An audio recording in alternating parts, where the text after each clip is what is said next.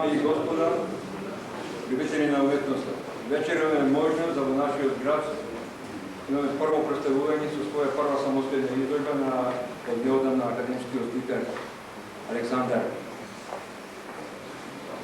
Spasovski, koji što pravi napori od nekoliko godina nazad na politika regularna umetnost.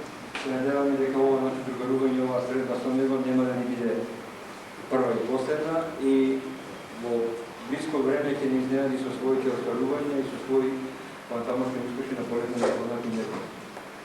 Вечера имаме пријатна можност да уште еден наш собрањен академски графичар, тоа е Зоран Бошковски, кој што го напише предводната за каталогот за Александар.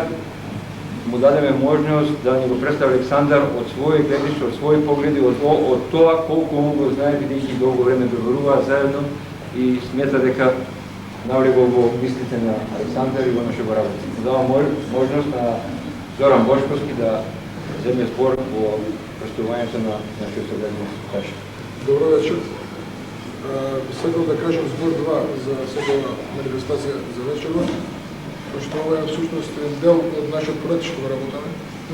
Тоа почна неодамна, на 8 март, за денот на жените на Мехепени.